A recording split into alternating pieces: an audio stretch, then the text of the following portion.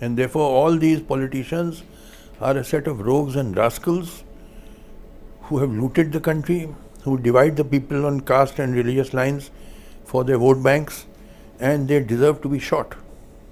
Can we say it is the BJP who leads the present government? BJP divides people on religious lines, other parties divide people on caste lines. I make no difference. All the politicians, they are rogues and scoundrels. They have, I mean, it's so sad. Such a great country is in the hands of gundas. These are nothing but gundas, criminals. And they all deserve to be hanged. All our politicians. This country is heading for a revolution. Just imagine, prices are shooting up the roof. 200 rupees a kilo dal. What is the price of onions? What is the price of mustard oil? Unemployment is increasing. Massive unemployment in the country. The crisis, it is all heading towards a crisis. When there will be a revolution in this country. So you mean you see no hope presently? I see hope. A revolution is my hope. You see, there can be one building which can be repaired or renovated. There can be another building which is so dilapidated that you have to, it requires demolition and fresh construction. So, there is no construction without destruction. You have to destroy this system. It is outdated. Our constitution has exhausted itself. All our institutions have collapsed. Do we have a parliament? The whole monsoon session was washed out. Shouting, screaming, there was no business transacted.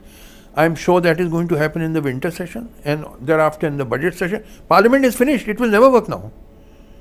Whoever is in opposition will not allow the parliament to function. When BJP was in opposition, they did not allow parliament to function. Now, Congress and others, I know, they will not allow it to. Parliament is finished. Judiciary, it takes 25-30 years to decide a case finally. Is this a judiciary or a joke? And half of the judiciary has become corrupt.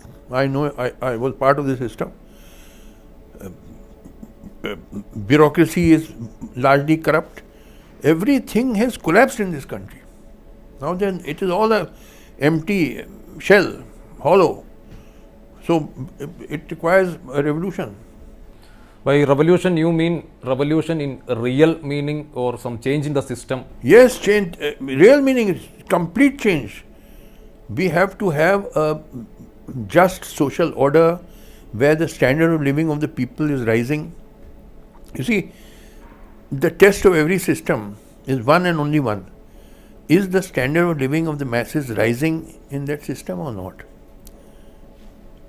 Whether you call it capitalism or socialism or communism or any ism, the test is only one, is the standard of living of the masses rising or not?